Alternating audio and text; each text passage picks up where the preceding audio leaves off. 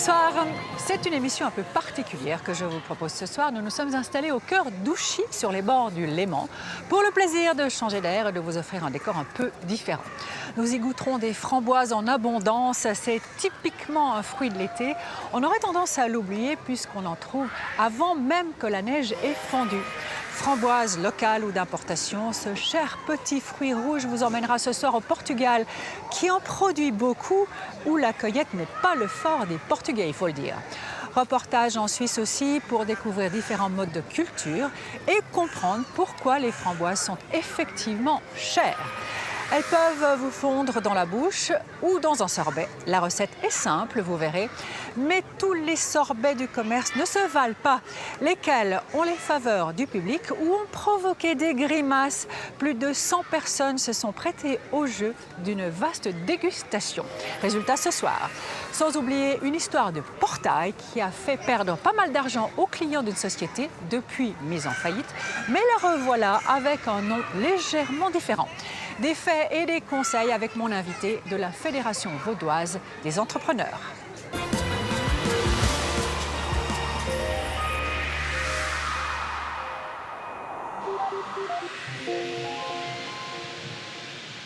Je ne connais pas grand monde qui déteste les framboises. Bien mûres, elles fondent, sont peu caloriques, pleines d'antioxydants, de vitamine C. Vous pouvez en manger autant que vous voulez, sauf si vous êtes allergique à l'aspirine, parce que les framboises contiennent un salicylate naturel. Côté consommation, la demande en framboises a pris l'ascenseur, tout comme les importations, on va le voir tout à l'heure.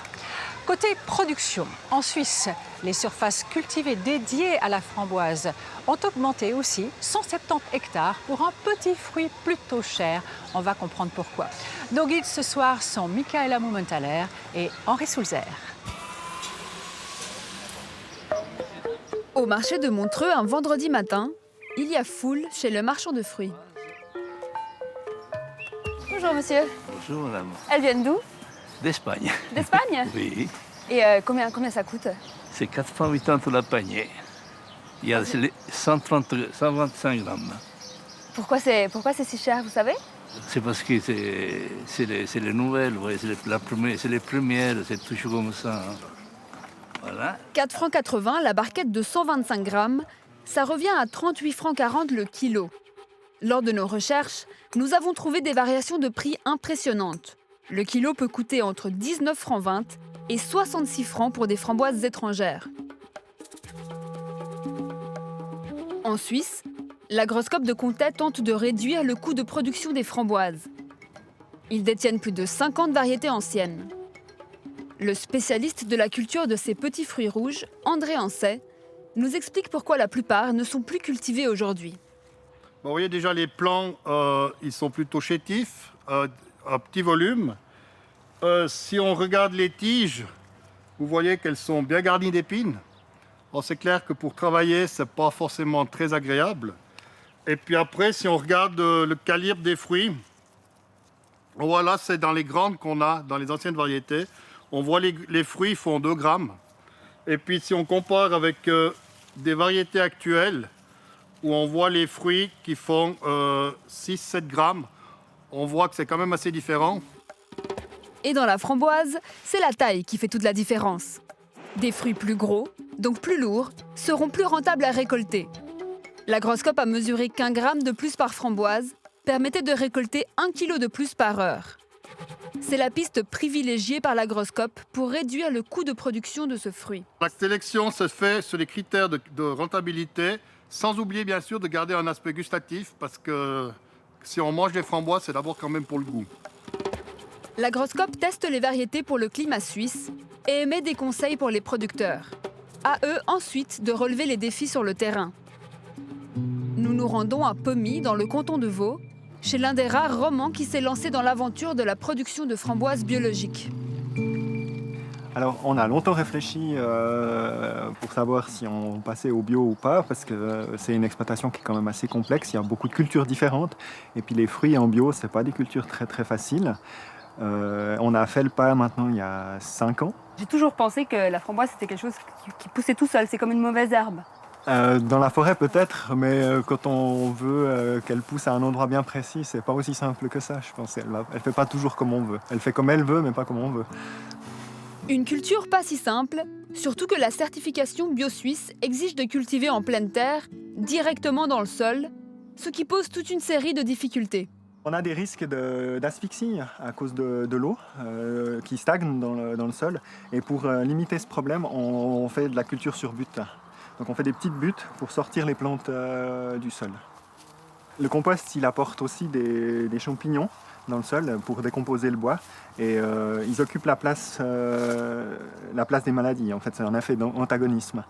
Et si on met ces champignons, il va prendre la place que la maladie ne pourra pas occuper. Cette maladie tant redoutée s'appelle le Phytophthora, un champignon de racine. La framboise est si sensible aux champignons de toutes sortes que David a recouvert ses cultures d'une bâche pour éviter l'humidité et les problèmes fongiques qui en découlent. Et cela a aussi déterminé la variété qu'il a plantée. Ici, la culture, c'est Imbotop. C'est une variété de framboise remontante qui peut produire en été et en automne. Et on l'a choisie parce qu'elle est plus rustique par rapport aux maladies du sol. On a eu fait des essais avec une autre variété qui s'appelle Tulamine. Et après une année, on avait la moitié des plants qui étaient morts à cause du Phytophthora. Une culture sensible qui nécessite un travail manuel conséquent. Chacune des tiges plantées sur les 1000 mètres carrés de la parcelle est taillée à la main. On supprime toutes les ramilles jusqu'à 40 cm. C'est pour aller plus vite aussi à la récolte. On a moins besoin de se baisser, d'aller ramasser les fruits qui sont en bas. Et puis c'est aussi des fruits qui sont moins jolis, qui sont plus petits, ceux qui sont en bas. On met tout en place pour que ça aille assez vite, ça aille le plus vite possible pour la récolte, parce que c'est ce qui nous coûte le plus cher au final. Le coût de l'infrastructure et du travail manuel se répercute sur les prix. Il vend ses framboises bio à 24 francs le kilo, le plus souvent en vente directe, auprès d'acheteurs soucieux de la provenance de leurs produits.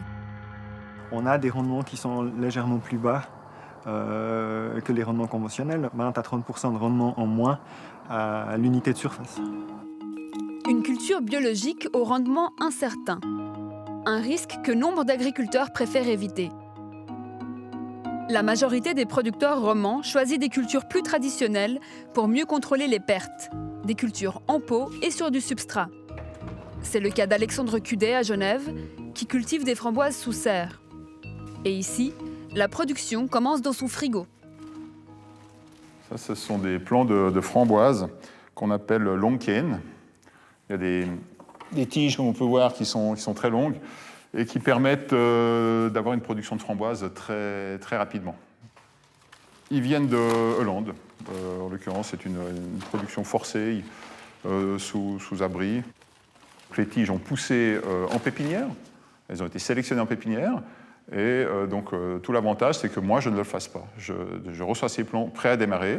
Sinon, j'aurais dû avoir une culture en terre pendant une année avant d'avoir ce stade-là. Donc, un gain de temps énorme. Un gain de temps qui coûte cher. Il paye chaque pot venu des Pays-Bas près de 4,50 francs. Un énorme investissement de départ qu'il espère compenser en enchaînant les plantations sur le même espace. L'idée, c'est ça. Ce serait d'avoir une petite surface plantée peut-être tous les 15 jours ou tous les mois et d'avoir une régularité de production en qualité et en quantité de manière à pouvoir assouvir mes clients, servir mes clients. La plantation d'Alexandre Cudet ne laisse rien au hasard. Les serres permettent de contrôler l'humidité et l'aération et donc de limiter les maladies fongiques et la plupart des ravageurs. Si nécessaire, il peut aussi traiter avec des pesticides. On gère aussi la distance entre les pots, donc de manière à avoir justement donner le maximum d'espace à la plante pour qu'elle donne le maximum de ce qu'elle peut donner. Donc en gros, on est entre 0,6 et 0,8 plants du mètre carré. Au bout de 3 mois, on vide les pots et les plantes sont jetées ou elles peuvent être replantées ailleurs aussi. Mais bon, moi, c'est pas ce que je fais. Et on remet en pot une nouvelle culture pour redémarrer une série de cultures de 3 mois. Le framboisier n'est conservé que la première année, lorsqu'il est le plus productif. Et après, c'est poubelle. Avec cette manière de cultiver, Alexandre Cudet multiplie les récoltes et maximise la production. Ensuite, il y a quand même des coûts engendrés par les coûts de plants, les coûts d'infrastructures de serre quand on est sous abri. Et puis après, le coût de main-d'œuvre qui est énorme. Hein, on l'estime, je pense que 50% du coût de la culture, c'est la main-d'œuvre, essentiellement sur la récolte. Grâce à cette stratégie, il parvient à vendre ses framboises à un prix compris entre 12 et 16 francs le kilo à ses intermédiaires.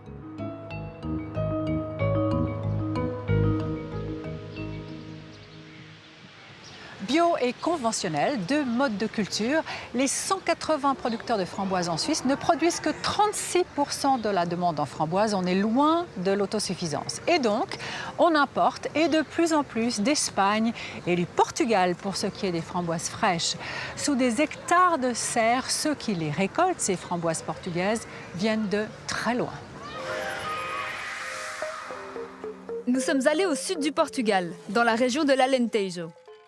Au milieu d'une réserve naturelle, nous découvrons l'exploitation United Berries. 14 hectares entièrement dédiés à la culture de fruits rouges. En cette période de fin mai, les 70 employés se préparent pour les prochaines récoltes.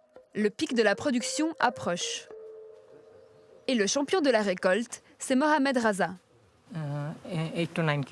Je peux ramasser jusqu'à 8-9 kilos s'il y a assez de fruits sur la plante. Aujourd'hui, il y en a peu. C'est moyen. Je fais 5-6 kilos de l'heure.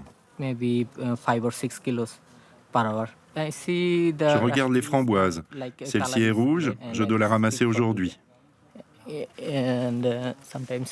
Celle-ci est encore rose. C'est pour demain.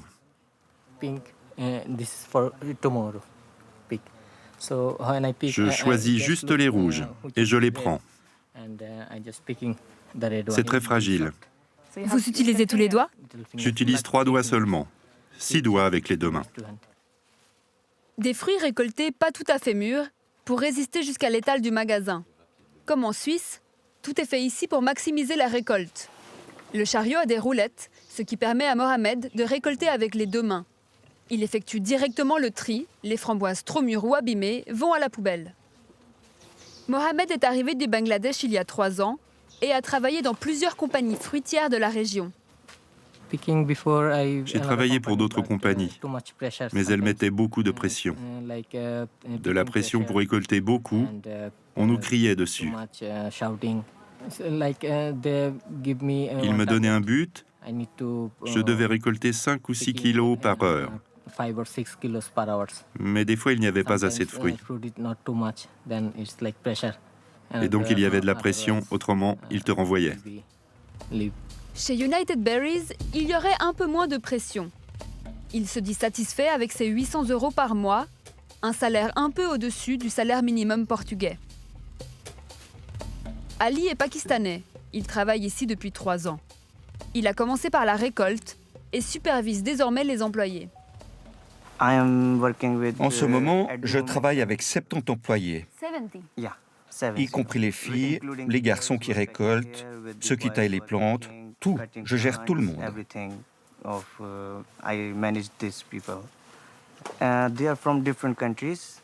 Ils viennent de différents pays, du Bangladesh, de l'Inde, du Népal, du Pakistan, de la Thaïlande, principalement de l'Asie.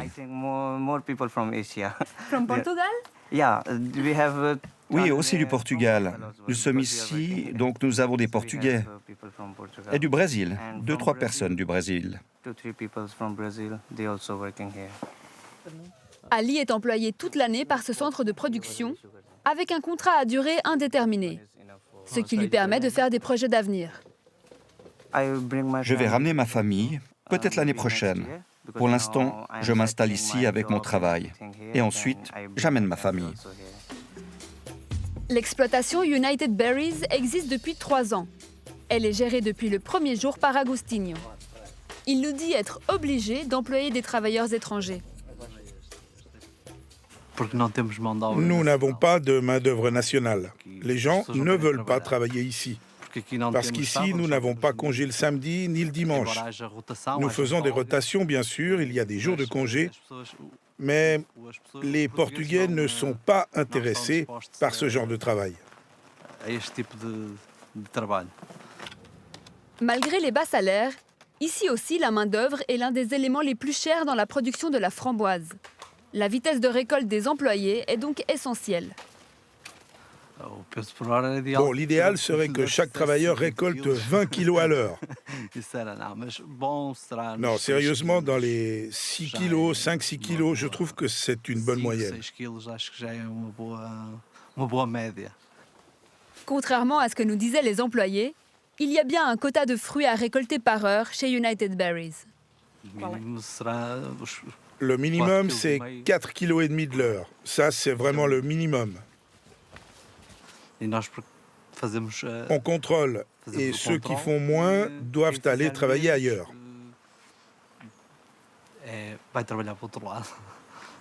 Mais les gens, ils ont des contrats quand même. Oui, ils ont des contrats et nous leur offrons les conditions pour qu'ils le remplissent. Agostinho n'a pas de formation en agriculture. Il a tout appris sur le tas grâce à l'aide de la coopérative Bifruit pour laquelle il travaille. La coopérative regroupe plus de 140 producteurs portugais. Une fois les fruits récoltés, ils sont livrés dans l'un des 2 entrepôts de la coopérative, comme ici à Odemira. Nous contrôlons la production, les champs, mais aussi quels fruits ils plantent et en quelle proportion.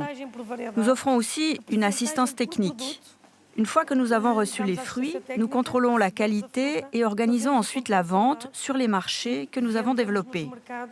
C'est notre mission à Bifruit. En tant qu'organisation de producteurs, nous souhaitons payer le meilleur prix aux producteurs et nous organiser pour atteindre les marchés au moment où le prix est le plus avantageux. Ce processus de production, contrôlé et aidé si nécessaire d'emploi de pesticides, a permis de produire l'année dernière près de 2000 tonnes de framboises, presque entièrement vouées à l'exportation. Mais le marché international est extrêmement compétitif, ce qui demande à Bifruit de s'adapter aux autres pays.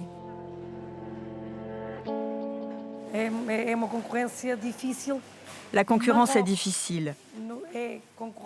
Le Maroc est un concurrent. Il a des coûts de production bas et de bonnes conditions de production. Il produit en décembre, janvier et février des mois où nous produisons moins. Le plus grand problème, c'est juin, juillet, août, parce que tous les pays producteurs de l'Europe produisent en même temps que nous. Alors qu'est-ce que nous faisons? Nous produisons le moins possible, juste pour le marché interne. Pour la coopérative Bifruit, la production de framboises est rentable grâce à cette gestion intégrale de la chaîne de production. Ils vendent aux importateurs en moyenne le kilo à 8 €. Des framboises qui atteindront les marchés de France, de Suisse et d'Allemagne après 3 ou 4 jours de route en camion réfrigéré.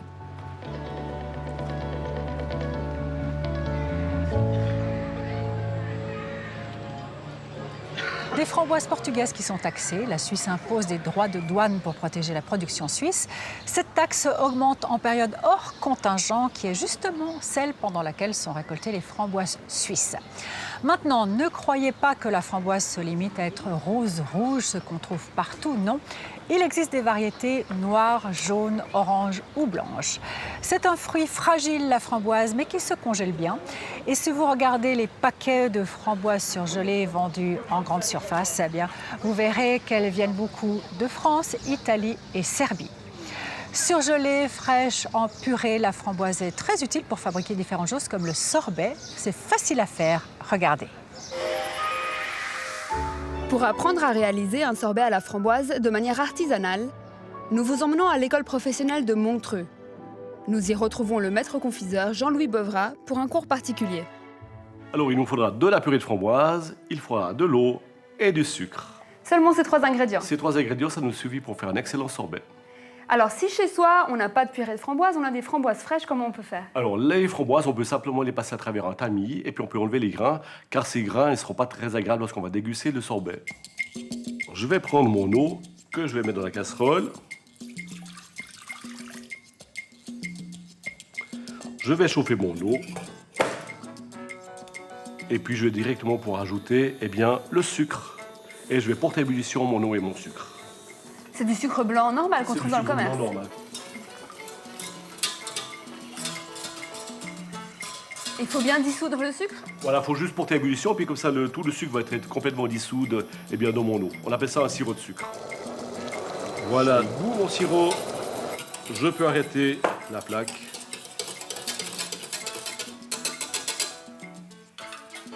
Voilà, j'ajoute mon sirop de sucre. Directement, comme ça.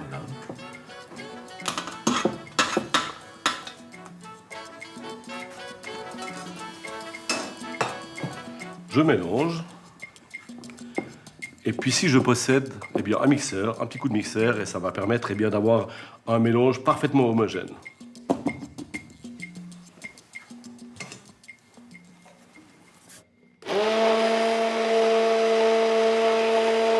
C'est suffisamment mixé. C'est tout. C'est prêt, il n'y a plus qu'à turbiner.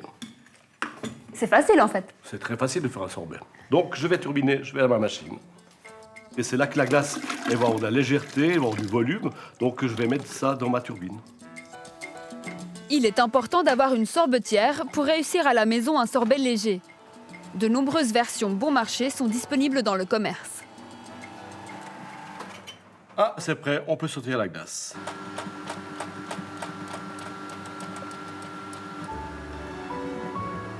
Alors, Monsieur Beuvrat, pour vous, c'est quoi un bon sorbet? Alors, un bon sorbet, c'est premièrement un sorbet qu'on va trouver immédiatement le fruit, ça c'est très important. Une belle couleur, une belle onctuosité. Donc il faut à peu près combien de fruits? Alors, pour ce sorbet-là, j'ai utilisé 65% de fruits, donc c'est un sorbet de haute qualité. On peut goûter? Mais bien sûr.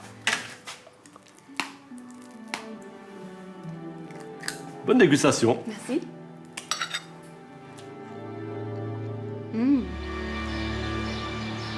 Finalement, cette recette contient peu d'ingrédients, ce qui n'est pas le cas de la majorité des sorbets que nous avons fait déguster sur les quais de Montreux il y a quelques jours. 5 sorbets sur 8 contiennent des stabilisants pour maintenir la consistance et éviter la séparation des ingrédients. 3 contiennent des épaississants pour augmenter la viscosité et des gélifiants ou des acidifiants. Évidemment que notre centaine de dégustateurs ne savaient pas tout ça. C'est une dégustation à l'aveugle qui a mobilisé une bonne partie de l'équipe d'À Bon Entendeur.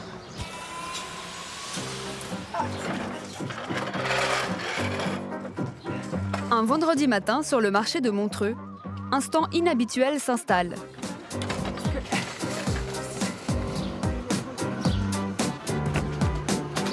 Super.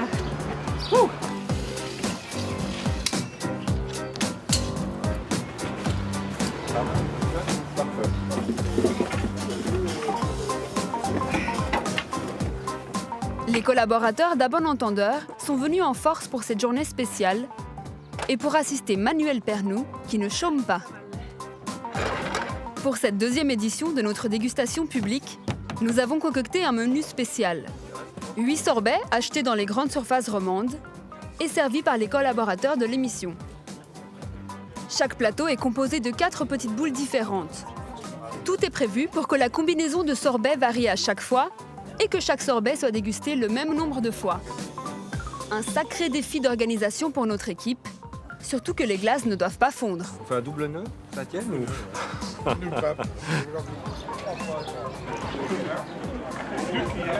Et voilà. Bonjour. Alors, je vous laisse goûter et vous pouvez nous dire ce que vous en pensez. Bien sûr. Alors, quelle est la différence? Je pourrais savoir déjà. Alors, c'est toutes des glaces à la framboise. Il faut nous dire ce que vous en pensez. Si d'habitude, 4 ou 5 experts dégustent les produits, aujourd'hui, ils seront 104 à évaluer les sorbets. Ça vous tente? Oui, Alors venez avec moi. Chaque participant doit désigner son sorbet préféré et celui qu'il a le moins aimé. Pas mal, hein? C'est pas évident de faire les distinctions. Bon, Louise... Louise, c'est celle-là qui est énerve. Le gagnant sera le sorbet qui aura récolté le plus de votes. Non. Ah non. Elle n'aime pas. C'est pas comme un vin, on regarde la couleur, etc. Non, là, c'est juste le goût. Eh oui. Grosse surprise, les résultats sont extrêmement serrés et tout se joue à 1 ou 2 voix près. En fin de classement, nous avons 2 sorbets ex aequo. Le sorbet aux framboises Fine Food de la Coop et le Giolito acheté chez Globus. Ces 2 produits se ressemblent beaucoup. Même pourcentage de fruits et même composition avec 3 ingrédients ajoutés. sirop de glucose, jus de citron et amidon de maïs. Ce sont aussi les deux plus chers de notre test, 17 francs 20 et 21 francs 80 le litre. Je trouve un peu amer, je sais pas. Un peu amer. Je trouvais qu'il n'y avait pas beaucoup de goût alors. Pas beaucoup de goût. En 6e position, on trouve le sorbet de la marque Gelatelli, disponible chez Lidl. C'est le moins cher de notre test, à 2 francs 99 le litre, mais aussi celui qui contient le plus d'ingrédients ajoutés. Nous avons compté 16 ingrédients, en plus des éléments essentiels pour faire un sorbet, dont des épaississants, des stabilisants et des colorants. Celle que j'ai moins aimée, c'était la plus claire, la 159. Là. Qu'est-ce que vous n'avez pas aimé ? Disons, il y a beaucoup moins de goût, quoi. En 5e place, nous avons le sorbet à la framboise Pure Sélection du magasin de surgelés Picard. À noter que ce sorbet ne contient que les ingrédients de base, des framboises, du sucre et de l'eau. C'est aussi le sorbet qui contient le plus de framboises, avec 67,4% de fruits. Malgré cela, il n'est pas très bien noté par nos dégustateurs. Je trouvais que c'était la moins bonne parce que justement elle était très acide et très amère et il y avait ce goût qui restait après. Vient ensuite en 4e position le sorbet Fou de framboise, aussi disponible chez Picard. C'est le 2e échantillon le moins cher de notre test. Il contient 7 ingrédients ajoutés, dont un stabilisant et des épaississants. On sent bien le fruit, elle n'est pas trop sucrée. Il n'est pas, c'est un sorbet. On arrive au trio de tête. En 3e place, nous avons le sorbet framboise carte d'or, disponible chez Aligro. Fait étonnant pour un sorbet, dans sa composition on retrouve des protéines de lait et du lactose. Au total, 12 ingrédients ajoutés. Bien le goût de la framboise avec moins de sucre et c'est celle que j'ai préférée. Je le trouve doux comme goût et assez savoureux. D'accord. Et ben moi je le trouve trop doux donc c'est pas celui-là du tout. À la seconde place, c'est le sorbet à la framboise Migros Sélection au prix de 15 francs 33 le litre. On y retrouve les ingrédients de base, avec tout de même du sirop de glucose et un stabilisant. Elle a un goût plus naturel, si je peux dire. Ah, la fraise. Ah, c'est la framboise. La framboise, c'est pas de fraise. C'est tout la framboise. Mais celle-là, elle est bonne. Hein? Et pour finir, le sorbet vainqueur de notre dégustation. C'est le sorbet framboise et morceaux de Thiriet, disponible à Manor. C'est celui qui récolte le plus de voix, mais aussi celui qui contient le moins de framboises, seulement 37,5%. On compte également 12 ingrédients rajoutés à la base du sorbet, comme du sirop de glucose-fructose, des épaississants et des gélifiants. Malgré des listes d'ingrédients plus ou moins longues, les sorbets ont induit en erreur nombre de nos dégustateurs. Pour moi, c'est des glaces artisanales. On le sent. Ouais. Oui. Moi aussi, je pense. Moi, je ne saurais pas vraiment dire. Elle ne paraissait pas particulièrement sucrée, donc je pense que c'est plus artisanal. I think it's handmade. Handmade? Yes, yes. All of these. Bah en fait, elles sont toutes industrielles. Non. Ouais. Bon, ben voilà. Ah ben ouais, je pensais pas. Il y en a des bonnes quand même. Je pensais pas. Il y a des bonnes, ouais, absolument.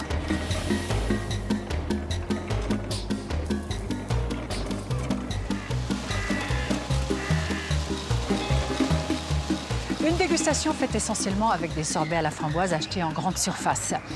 Les résultats, vous les avez en détail sur le site internet d'À Bon Entendeur, évidemment. Étonnant que les deux derniers ex-aequo aient exactement les mêmes ingrédients, le Fine Food de la Coop et le sorbet de la marque Jolito acheté chez Globus. C'est en fait le même sorbet dans des emballages différents. Coop nous a expliqué qu'elle se fournit chez Jolito. Les retrouver ex-aequo dans ce classement, eh bien, ça montre que nos dégustateurs amateurs ne se sont pas trompés. Cela dit, les sorbets aux framboises, vous en trouvez chez les nombreux artisans glaciers de Suisse romande. Impossible de tous les faire déguster, évidemment, à vous de les comparer.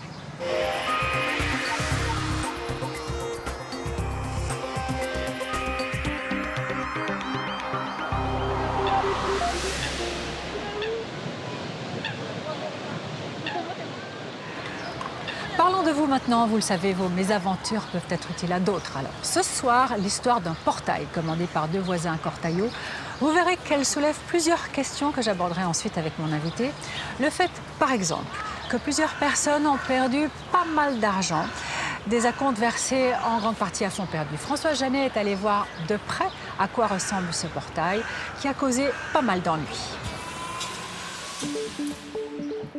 Devant le portail qui borde leurs deux maisons, les voisins Kopp et Pernoud retracent une aventure qui leur a finalement coûté très cher. Ils ont dû démonter le premier coffrage qu'ils avaient fait. La première fois, ils avaient... La première fois, parce qu'il était beaucoup plus large. Hein. Tout était bombé, ils avaient... Oui, ils avaient fait du... Quand ils sont venus déposer le béton... Le portail aujourd'hui est installé. Mais avant cela, les Kopp et les Pernoud ont longuement galéré. Tout avait pourtant bien commencé dans les salons d'Habitat et Jardin en mars 2017. Premier contact au salon, c'est très bien passé. Il était très accueillant, il y avait du monde sur son stand, donc ça avait l'air de bien marcher, quoi. Donc, les produits qu'il exposait avaient l'air intéressants, donc c'est un peu ce qu'on recherchait. De l'autoportant en aluminium, et puis on était très satisfaits au début. Début juin, les clients confirment leur commande. Le devis se monte à un peu plus de 20 000 francs chacun, avec un gros acompte de 50% à payer avant le début des travaux. On paye l'acompte. Quelques semaines après, ils mandatent une entreprise pour venir faire des fondations. J'ai tout de suite remarqué qu'elles avaient un problème. Au moment qu'ils ont coulé le béton, les coffrages ont bougé, le béton était bombé, la qualité n'était pas bonne, les finitions n'étaient pas bien finies non plus. C'est là qu'on a eu un premier signe d'alarme. Puis qu'est-ce qui se passe? Alors, ils sont revenus faire les fondations. Ils étaient censés venir décoffrer les coffrages, ils ne sont jamais revenus. Et puis, du coup, à partir de là, il a lancé, j'imagine, la commande chez Settal, donc le fabricant de portail. Et à ce moment-là, plus de nouvelles. Plus de nouvelles, les clients font part de leur étonnement. Le temps passe, les questions se transforment en doutes, puis les doutes en inquiétudes. Du coup, on est allé contacter une autre entreprise, l'entreprise Morizet, qui est aussi un installateur de cette marque, de la marque Settal. Et du coup, on allait demander si c'était normal que ces délais soient si longs. Et puis c'est à ce moment-là qu'il nous a averti que ce personnage avait des problèmes à être livré et puis qu'il faisait plein de malfaçons dans la région. Nous sommes allés chercher des détails chez Pierre-Philippe Murizet, un serrurier pas vraiment surpris par les questions qui concernent cette affaire. À moitié surpris parce qu'en fait, de par le réseau, on en a entendu parler. C'était une personne qui n'avait pas une bonne réputation par rapport à ça. Et puis quand c'est venu, quelque part, tout de suite, on a su un peu à quoi on devait s'attendre, quoi. Suivent des semaines, puis des mois, où Cyril Kopp relance l'entrepreneur qui se répand en excuses variées. Il nous dit que ses chantiers ont pris du retard, qu'il a la météo qui ne l'aide pas, il a un pied cassé, qu'il a des problèmes de santé, qu'il rallonge comme ça, il met la faute sur l'entreprise qui fabrique les portails. Quel crédit vous accordez à ces excuses? Aucun crédit. Demander des acomptes à la commande, est-ce que ça se pratique dans la profession? Oui, ça se pratique, mais faut voir les montants. Et puis, tant que la marchandise n'est pas là, puis qu'elle n'est pas déchargée au pied du client, il me semble qu'on ne peut pas demander d'acompte, quoi. 50%, ça paraît quand même beaucoup, là. Oui, moi, je trouve ça assez étonnant, surtout que le fabricant, lui, ne nous demande pas un acompte.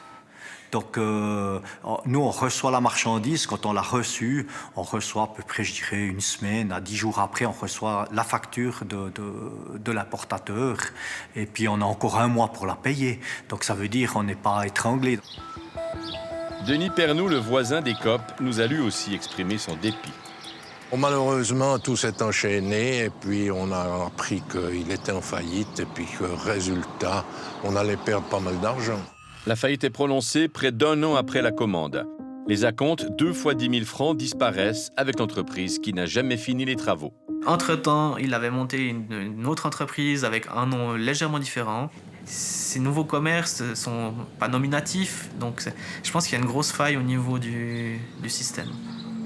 Pour finaliser leur portail, les voisins Kopp et Pernoud demandent à Murizet de prendre le relais sur des fondations bricolées. La défection du premier installateur a fait du tort à la profession. Pour redorer leur blason, la marque et ses représentants prennent donc sur eux d'intervenir en faveur des clients. L'importateur nous a conseillé que c'était bien si on pouvait faire un geste, qu'eux allaient faire un geste et que le fabricant allait faire un geste, compte tenu de cette perte qu'ils ont eue à l'acompte versé à la commande, quoi. La leçon que je tire, c'est qu'il ne faut pas avoir confiance dans n'importe qui et à n'importe quel endroit, même si la personne présente bien. Le résultat de cette aventure, c'est qu'on a perdu énormément de temps, d'énergie dans des projets qui sont censés être simples. On a perdu beaucoup d'argent. Entre le voisin et nous, ça fait une somme d'environ 20 000 francs. Cet argent, voilà, il a servi à rien du tout. Et puis, le système fait qu'on n'est pas forcément en voie de récupérer cet argent, parce que lors d'une faillite, on ne récupère pas notre gain. On le récupère rarement, à moins d'être au premier rang des créanciers. Comment est-ce que le responsable de cette entreprise aujourd'hui en faillite explique son attitude et le fait qu'il a laissé en plan 2 clients qui ont perdu pas mal d'argent? Je lui ai proposé de me rejoindre ici, au bord du lac. Réponse non, on se contentera d'une réponse écrite. Je vous cite. Malheureusement et à regret, la procédure de faillite a mis un terme à toute relation commerciale envers nos clients pénalisés et le fournisseur de portail. Je cite encore. Nous sommes sincèrement désolés de cette situation malheureuse et involontaire et nous allons proposer de mettre en place un plan de remboursement de l'argent perdu. Fin de citation. Chose que nous allons suivre, évidemment. Alors, ce n'est pas un genre d'histoire unique, malheureusement. Un chapitre que vous connaissez bien, David Ekoué, bonsoir. Bonsoir, madame. Vous êtes le directeur suppléant de la Fédération vaudoise des entrepreneurs. On va décoller un peu de cette affaire de portail. Il y a des faillites qui peuvent être compréhensibles, acceptables, d'autres qui ne le sont pas. À partir de quel indice est-ce qu'on peut dire qu'une faillite est abusive ? Alors, dans notre loi, il n'y a pas de critère qui définit précisément à partir de quand une faillite est abusive.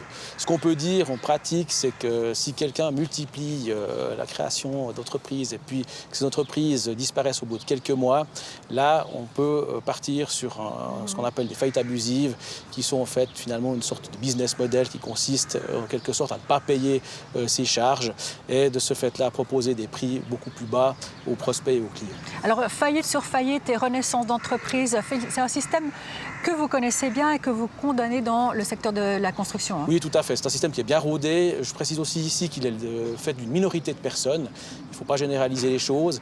Ces gens-là sont très au fait avec notamment les lacunes qui existent actuellement de notre législation, que ce soit au niveau pénal ou au niveau civil. Et ces gens-là, donc, le mécanisme est très simple finalement. On ne paye pas ses charges. La faillite intervient quelques mois après la création de l'entreprise. Elle est souvent liquidée de manière sommaire pour insuffisance d'actifs. Et puis ensuite, la personne rachète les biens qui restent, le peu de biens qui restent, les fait réévaluer et peut créer une nouvelle entreprise. L'escroquerie continue, en quelque sorte. Ce qui est un peu étonnant, c'est que c'est vous, du côté des entreprises, qui dénoncez ce système et pas, par exemple, les syndicats. C'est vraiment une problématique ? Alors, les syndicats dénoncent aussi le système parce qu'évidemment, parmi les gens qui se retrouvent sur le carreau, il y a les travailleurs. Souvent, ils ne sont pas payés, ils sont employés au noir, il y a du dumping salarial. Et puis, nous, notre préoccupation, c'est vrai qu'on se situe surtout par rapport aux entrepreneurs parce que, comme je le disais avant, en pratiquant ce genre de comportement, on arrive donc à obtenir des prix plus bas et donc à prendre de la clientèle à des entrepreneurs qui sont tout à fait honnêtes, qui jouent le jeu. C'est le dumping dont vous parliez. Alors, s'il y avait un conseil à donner à des gens qui veulent, des particuliers qui veulent construire et pas se retrouver avec des corps de métier ou entreprises qui tombent en faillite, qu'est-ce qu'on pourrait dire ? Alors, il y a plusieurs choses. Actuellement, nous n'avons pas un registre avec des personnes qui seraient donc condamnées ou qui seraient mal notées par des utilisateurs. Ce qu'on peut faire déjà, c'est regarder si l'entreprise en question figure dans un registre professionnel. Donc on a plusieurs registres qui figurent en ligne, on peut consulter les gens. Il y a aussi quelque chose qu'on peut faire via les réseaux sociaux. On peut regarder par exemple si l'entreprise est bien cotée ou pas sur Google ou sur d'autres sites de cotation. Une autre chose peut consister simplement à appeler une association patronale et puis à lui demander des renseignements à ce sujet. En général, pour ce qui concerne la nôtre, nous renseignons les prospects et les clients. Comme je l'ai dit avant, ces comportements sont le fait d'un petit nombre de personnes, donc on les connaît bien, ils sont connus de nos services. Et puis, une autre chose qu'on peut faire également, c'est consulter le registre du commerce. Il y a un site en ligne sur fx.ch et à partir de là, on aboutit sur les pages du registre du commerce cantonal de l'entreprise et puis on peut faire une recherche par nom et souvent on retrouve le nom de la personne dans beaucoup d'entreprises qui ont été radiées parce qu'elles ont fait faillite. Et donc ça, c'est un indice qui est particulièrement pas bon. Des conseils très très utiles en sachant qu'en plus ces personnes-là, des fois, passent d'un canton à l'autre, donc il faut bien se renseigner. Oui. Merci pour ces explications et très bonne soirée à vous. Merci à vous aussi. Ekoué.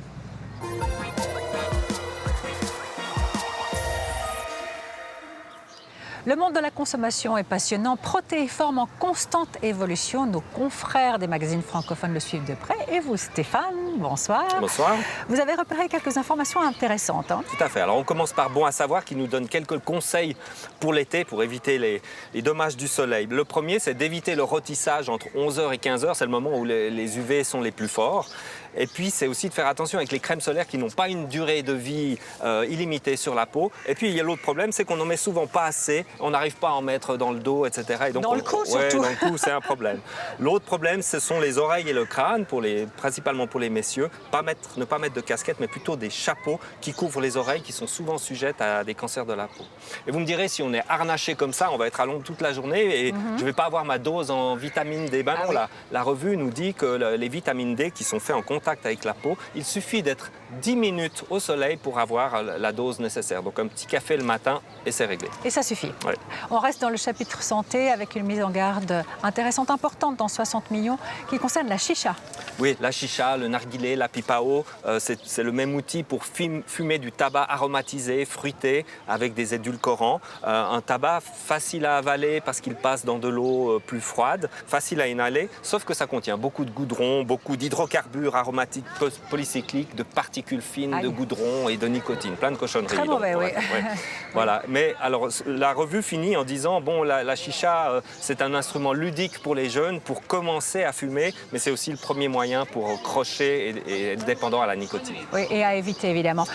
Un chapitre un peu plus léger, celui des vacances. Dans Test Achat, il y a aussi une mise en garde, d'ailleurs. Hein? Oui, tout à fait. Alors, si vous avez décidé d'abandonner l'avion et puis de partir en voiture pour cause de bilan de CO2 général, faites attention dans les villes en Europe. Il y a beaucoup de villes qui ont des éco-vignettes pour accéder au centre-ville. Donc, sans être muni de ces éco-vignettes, c'est un petit peu l'équivalent de notre vignette autoroutière, vous risquez d'être soumis à l'amende.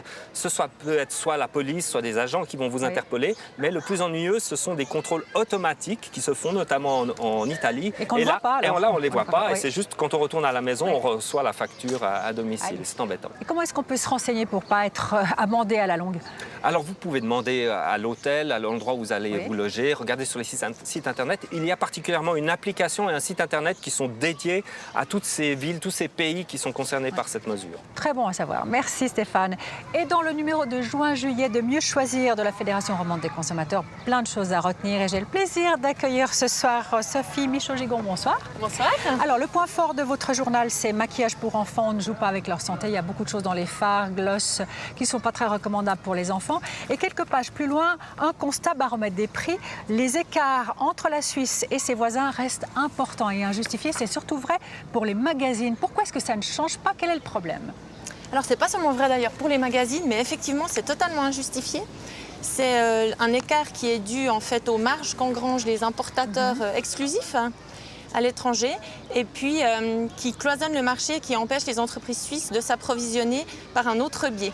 Donc ça crée effectivement ces taux, ces prix élevés qui ne sont pas du tout justifiés. Alors on va donner un exemple. Par exemple, Marie-Claire, c'est 123% plus cher en Suisse. Voilà. Et puis vous avez Télé 7 jours, 121% plus cher aussi en Suisse. Alors un peu moins. Alors il y a des exceptions, l'Express et Mickey Magazine. S'il fallait intervenir, quelle solution est-ce qu'on peut faire? Alors, on a déposé, les associations de consommateurs, avec les PME, une initiative populaire contre l'îlot de cherté, justement, pour empêcher ces importateurs exclusifs de cloisonner ainsi le marché. Maintenant, le Conseil fédéral a proposé un contre-projet à cette initiative qui ne va pas du tout assez loin. Il élimine en fait tous des secteurs qui sont très importants, comme l'agriculture ou les hôpitaux, qui eux aussi ont besoin de machines à importer et des machines qui sont extrêmement chères et qui sont en plus majorées en arrivant en Suisse, ce qui évidemment se répercute ensuite sur les prix pour les consommateurs. D'accord, le problème des prix est assez large. Alors, dans ce même magazine, vous protestez contre une hausse envisagée des tarifs de l'abonnement général des CFF. Inacceptable pour vous? Inacceptable parce que l'écart en fait se creuse de plus en plus entre ce que coûte la voiture et ce que coûtent les transports publics. Donc les billets, y compris les abonnements, ont augmenté les 15 dernières années de 36%, alors que la voiture, c'est à peu près descendu de 5%. Ça veut dire en fait qu'en termes juste de politique publique, on pousse les gens à retourner à la voiture alors qu'on est justement dans un moment où il faut faire l'inverse et il faut continuer à encourager les gens à prendre le train. Donc c'est pas du tout acceptable. Ce qui n'est pas du tout acceptable, c'est aussi la manière dont les prix sont fixés de manière extrêmement opaque par les communautés tarifaires. Merci beaucoup à tous les deux et je vous souhaite une très bonne soirée. Merci. Merci beaucoup.